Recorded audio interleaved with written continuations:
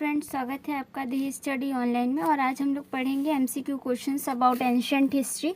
और आपको बता दें कि पिछले वीडियोस में हम लोगों ने इंडियन पॉलिटिकल थॉट के विषय में पढ़ा था, जो कि मोस्ट इंपॉर्टेंट एमसीक्यू क्वेश्चंस थे according to new education policy, जो कि अभी यूनिवर्सिटी लेवल पे चल रही है।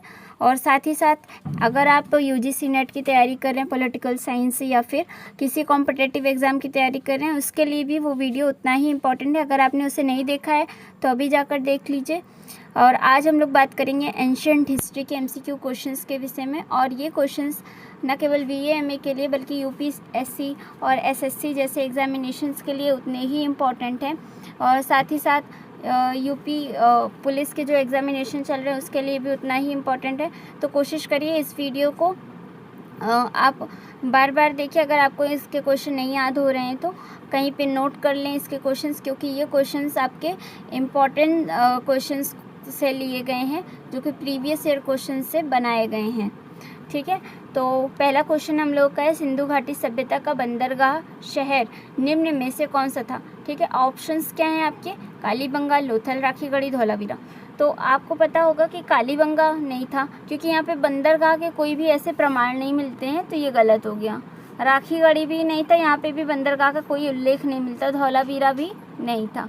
आपका फर्स्ट यहाँ पे बी ऑप्शन हो जाएगा लोथल, क्योंकि लोथल समुद्र के किनारे स्थित था। उस समय व्यापार जो था उतना प्रभावी ढंग से नहीं हो पाता था, क्योंकि रास्ते सही नहीं थे और दूसरे देशों से व्यापार करने के लिए समुद्र की आवश्यकता थी, और बंदरगाह का होना उसके लिए बहुत ज़रूरी है, क्योंकि बंदरगाह के बिना भी व्यापार करना संभव नहीं था।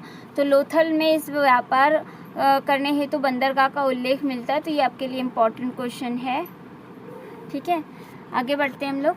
नेक्स्ट क्वेश्चन है आपका, आंसर बी हो जाएगा। देखिए यहाँ पे नोट में मैंने लिखा है कि लोथल जो था प्राचीन सिंधु घाटी सभ्यता का सबसे प्रमुख स्थलों में से एक था। लोथल आधुनिक राज्य गुजरात के भाल क्षेत्र में 3700 ईसा पूर्व से स्थित है। ठीक है, ये क्वेश्चन आपके जो क्वेश्चन मैंने बनाए हैं, ये क्वेश्चन आपके प्रीवियस ईयर क्वेश्चन से लिए गए हैं। और इन क्वेश्चंस को अगर देखा जाए तो ये 3 से 4 बार एग्जामिनेशंस में पूछे गए हैं, चाहे वो आपके बीए के एग्ज़ाम्स हो, चाहे वो प्रीवियस ईयर क्वेश्चंस एसएससी के एग्ज़ाम्स हो, या फिर किसी भी ऐसे क्वेश्चन जहाँ पर हमारे सिंधु घाटी सभ्यता से रिलेटेड क्वेश्चन पूछे जाते हैं, उसमें ये क्वेश्चन इंपॉर्टेंट क्वेश्चंस की कैटेगरी में आता है। ठीक है, तो आप इसे नोट कर लीजिए। सबसे ज़्यादा ये पूछा जाता है कि लोथल कहाँ स्थित है। ये बहुत ही बेसिक क्वेश्चन है, आपको बताना है गुजरात में स्थित है, क्योंकि गुजरात में ही समुद्र के किनारे स्थित था लोथल। हाँ, और वहाँ पे बंदरगाह का उल्लेख मिला है। ठीक है, कब पूछा था, कब मतलब पाया गया, इसका साक्ष्य कब मिला, 3700 ईसा पूर्व में। ठीक है, आगे बढ़ते हैं अपने क्वेश्चंस पे।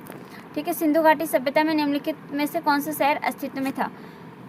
सांची तो अशोक के काल में था, जो कि जिन्होंने बौद्ध स्तूपों की रचना की, उनके समय काल में काफ़ी खरोष्टी लिपियों और ब्राह्मी और खरोष्टी लिपि का उल्लेख मिलता है। और मुजरिस का उस समय कोई ऐसा उल्लेख नहीं पाया गया है प्राचीन काल में। अयोध्या भी उस समय अस्तित्व में नहीं था, उसका कुछ और नाम था।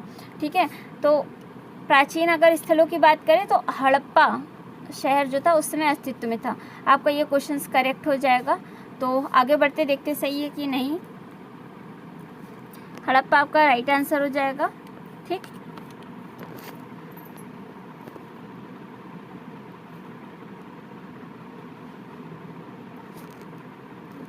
माइक्रोलिथ का इस्तेमाल शुरुआती इंसानों द्वारा किया जाता है। तो माइक्रोलिथ का इस्तेमाल शुरुआती इंसानों द्वारा सिक्कों से किया जाता था, कपड़े से किया जाता था, पत्थर के औजार, मिट्टी के बर्तन।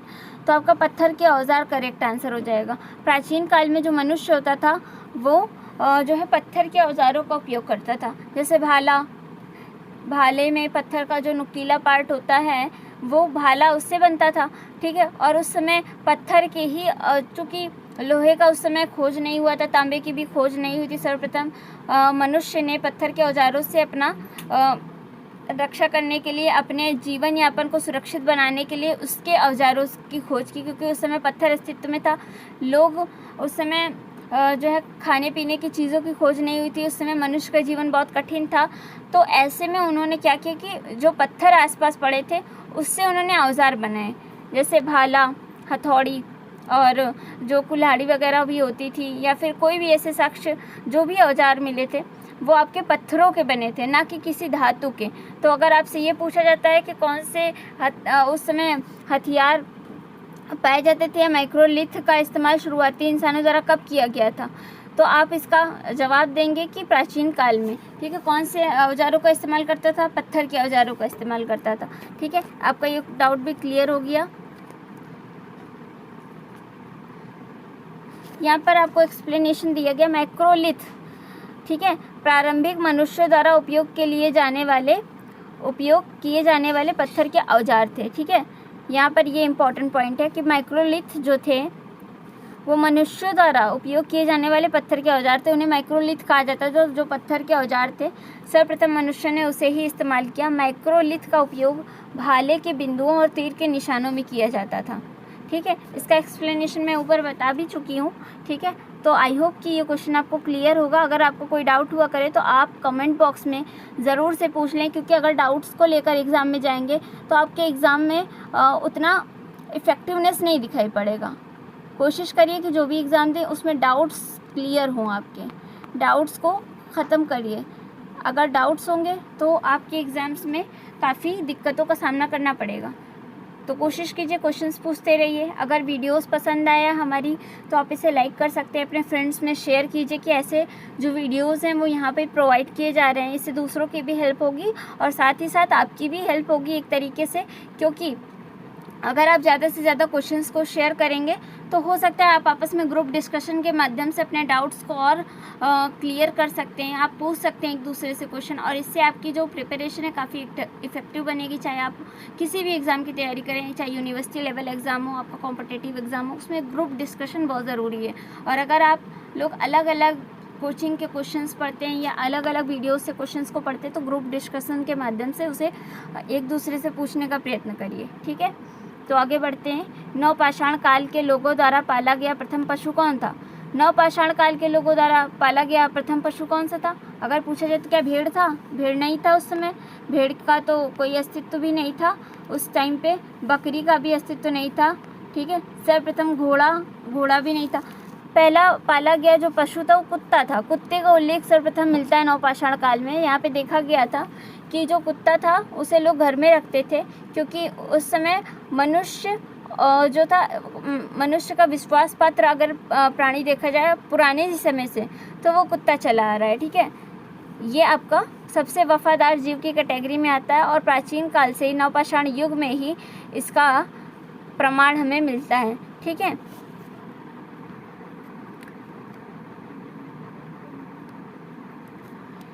एक सेल्ट नवपाषाण काल का क्या है? एक सेल्ट नवपाषाण काल का क्या है? एक उपकरण है। ठीक है, आगे बढ़ते हैं। पहिए का आविष्कार कब हुआ था? नवपाषाण काल में हुआ था।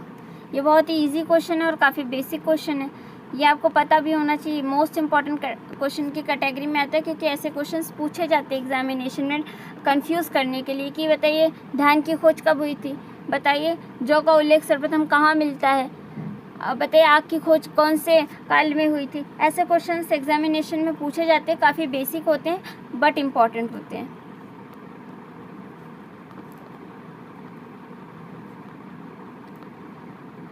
ठीक है, निम्नलिखित में से किन स्थानों से मध्यपाषाण काल में पशुपालन के प्रमाण मिलते हैं? ठीक है, औदे से, बोरी से, बागोर से, लखनिया से। तो आपका ऑप्शन सी सही हो जाएगा। आप ऑप्शंस को नोट करते हुए चलिए।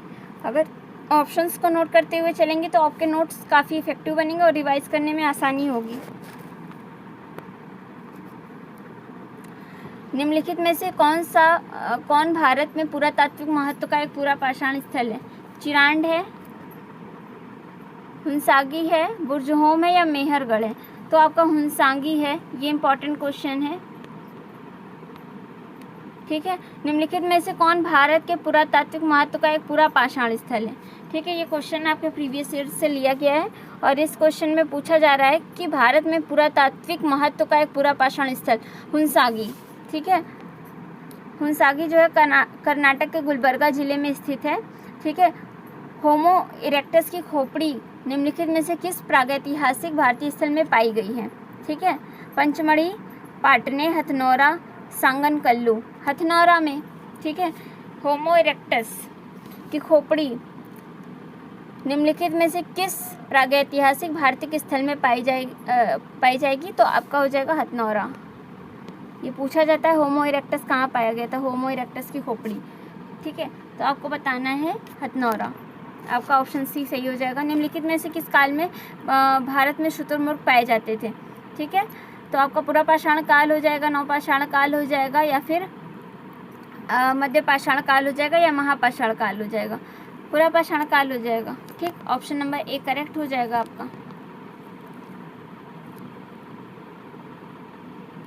महाराष्ट्र, यहाँ पे नोट में मैंने बताया महाराष्ट्र के पाटने में बड़ी मात्रा में शुतुरमुर्ग के अंडे के छिलके पाए गए हैं। ठीक है, महाराष्ट्र के कौन से शहर में? पाटने में। ठीक है, बड़ी मात्रा में शुतुरमुर्ग के अंडे के छिलके पाए गए, कुछ टुकड़ों पर डिज़ाइन उकेरे गए थे, उनके अंडों से मोती भी बनाए जाते थे। ठीक है, उस समय पे क्या होता था, शुतुरमुर्ग के अंडों से मोती भी बनाए जाते हैं। आप इन फैक्ट्स को नोट करते हुए चलिए, क्योंकि ये फैक्ट आपके डाउट्स को क्लियर रखेंगे और जो है आपको आंसर्स के एक्सप्लेनेशन में भी काफ़ी हेल्प मिलेगी इनसे। ठीक है, निम्नलिखित में से किसे भारत के सभ्यता इतिहास में नया पाषाण युग के रूप में भी जाना गया? अनुपुरा पाषाण युग, ठीक है, एपिपेलियोलिथिक एज, मध्य पाषाण युग, मेसोलिथिक एज, ठीक है, पूरा पाषाण युग, पैलोलिथिक एज, या फिर नवपाषाण युग, नियोलिथिक एज। देखते हैं कौन सा ऑप्शन सही है, ए, बी, सी, डी। ठीक है, आगे बढ़ते हुए हम अपने ऑप्शन को चेकआउट करेंगे। ऑप्शन नंबर डी, नियोलिथिक में आपका सही ऑप्शन हो जाएगा कि नवपाषाण। निम्नलिखित में से किसे भारतीय सभ्यता के इतिहास में नया पाषाण युग के रूप में जाना जाता है? नवपाषाण युग को जाना जाता है। ठीक है, ये आपका करेक्ट हो जाएगा। बुर्ज होम नवपाषाण स्थल किस राज्य में स्थित है? ठीक है, बुर्ज होम जम्मू कश्मीर में स्थित है। ठीक है, ऑप्शन डी करेक्ट हो जाएगा। बुर्ज होम से रिलेटेड कई क्वेश्चंस एग्जामिनेशन में आए भी हैं कि बताइए बुर्ज होम में क्या पाया गया, बुर्ज होम कहाँ पर स्थित है, या फिर घुमाकर पूछा जा सकता है कि जम्मू कश्मीर में कौन सा स्थल पाया गया है। ठीक है, उसे हम किस नाम से जानते हैं। इस तरीके के काफ़ी क्वेश्चंस पूछे गए हैं, तो आप इस क्वेश्चन को नोट कर लीजिए। ये इम्पॉर्टेंट क्वेश्चन है और हो सकता है एग्जामिनेशन में आ भी जाए। यह इम्पॉर्टेंट, ये क्वेश्चन इसलिए भी इम्पॉर्टेंट है, मैं बताना भूल गई, यह यूनेस्को की विश्व धरोहर का स्थल है। ठीक है, बुर्ज होम जो है 1800 मीटर की ऊंचाई पर स्थित है। ठीक है, ये इसका फैक्ट हो जाएगा।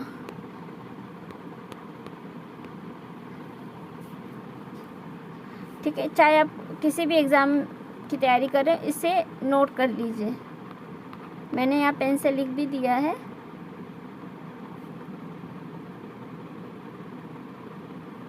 ये आपके फैक्ट्स हैं। ये फैक्ट आपके एग्जामिनेशन में काफ़ी इंपॉर्टेंट रोल प्ले करते हैं। तो फ्रेंड्स, मैं आपको यही सजेस्ट करूँगी, इन फैक्ट्स को भी नोट करते चलिए क्वेश्चंस और आंसर्स के साथ। ठीक, मध्य पाषाण युग की अवधि लगभग कब से कब तक वर्ष पूर्व से तक मानी जाती है? ठीक है, आपका हो जाएगा 14,000 ईस्वी वर्ष पूर्व से 10,000 ईस्वी वर्ष पूर्व तक, 17,000 ईस्वी वर्ष पूर्व से 12,000 ईस्वी वर्ष पूर्व तक, 12,000 ईस्वी वर्ष पूर्व से 10,000 ईस्वी वर्ष पूर्व तक, या फिर 10,000 ईस्वी वर्ष पूर्व से 7,000 ईस्वी वर्ष पूर्व तक। ठीक है, आपका आंसर हो जाएगा सी, करेक्ट हो जाएगा। ये आपका इम्पॉर्टेंट क्वेश्चन है। जो डेट वाले क्वेश्चंस होते हैं, आप स्पेशली उनको तैयार करके जाइए, क्योंकि डेट्स वाले क्वेश्चन अक्सर एग्ज़ाम में आपको कंफ्यूज करने का काम करते हैं। तो हो सकता है ये क्वेश्चन कहीं ना कहीं एग्ज़ाम में आपके ज़रूर आ जाए। तो ऐसे क्वेश्चंस पर स्पेशली अपनी जो है पॉइंट्स को बनाए रखिए, अपने टिप्स पर रखिए ऐसे क्वेश्चन जिनमें डेट पूछी जाती है। महापाषाणों को खड़ा करने की प्रथा लगभग कितने वर्ष पहले शुरू हुई थी? ठीक है, तो आपका 3,000 ईसा वर्ष पूर्व। निम्नलिखित में से किस युग में कैटल हुयुक सबसे प्रसिद्ध पुरास्थलों में से एक था? नवपाषाण, मध्य पाषाण, या फिर पूरा पाषाण, ताम्रपाषाण? तो निम्नलिखित में से किस युग में कैटल हुयुक सबसे प्रसिद्ध पुरास्थलों में से एक था? ठीक है, यहाँ पर मिसप्रिंट हो गया है आंसर में, आप इसकी एक बार इस क्वेश्चन को चेक कर लीजिएगा, इस क्वेश्चन को नोट कर लीजिए, हो सकता है एग्जामिनेशन में आए। ठीक है, मुझसे मिस्टेक हो गई यहाँ पे, तो आप इस क्वेश्चन को एक बार चेकआउट कर लीजिए। यहाँ पर आपका एक्सप्लेनेशन में मैंने बताया दक्षिण मध्य तुर्की में कोन्या शहर के पास स्थित जो हुयुक स्थल है, कैटल हुयुक, ये महत्वपूर्ण स्थल है किस काल का? नवपाषाण काल का। ठीक है, तो यहाँ पर आपका हो जाएगा नवपाषाण, यहाँ पर मिस्टेक हो गई है, ये आपका नवपाषाण युग का स्थल है, आप इसको काट लीजिए, कैटल हुयुक नहीं होगा, आंसर जो है नवपाषाण युग होगा। उसमें ए ऑप्शन लिखा भी है।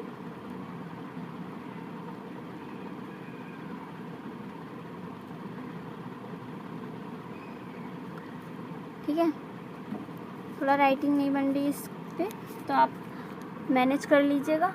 ऑप्शन नंबर ए करेक्ट है इसका। ठीक है, निम्नलिखित में से किसको चाल्कोलिथिक युग भी कहा जाता है? ताम्रपाषाण युग को। ठीक है, ताम्रपाषाण युग को हम चाल्कोलिथिक युग के रूप में भी जाने जाता है इसको, क्योंकि यहाँ पे तांबे की खोज हुई थी, और तांबे की खोज हुई थी तो इसको चाल्कोलिथिक एज भी कहा जाता है या ताम्रपाषाण युग भी कहा जाता है। भीमबेटका की खोज कब की गई थी? Important question. ठीक है, 1957 से 1958 के बीच में की गई थी।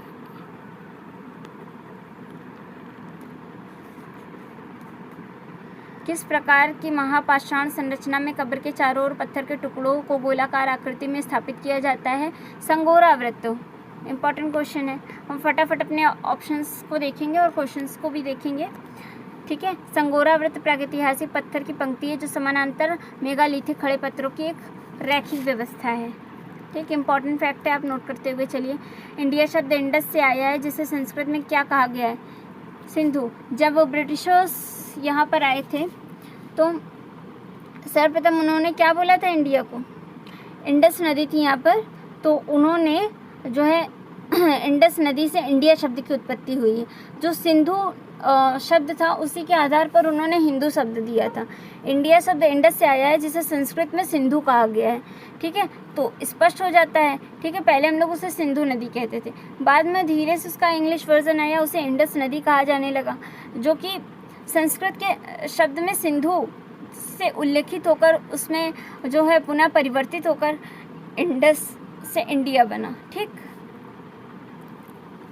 हिंदू यानी इंडिया शब्द संस्कृत के शब्द सिंधु से बना है, मैंने इसे एक्सप्लेन कर दिया है। किस स्थल को सबसे पुराना खोजा गया सिंधु घाटी सभ्यता का स्थल माना जाता है? भिंडराना। ऑप्शन ए करेक्ट है। अगर आपको वीडियो पसंद है तो आप लाइक करिए, चैनल को सब्सक्राइब करिए।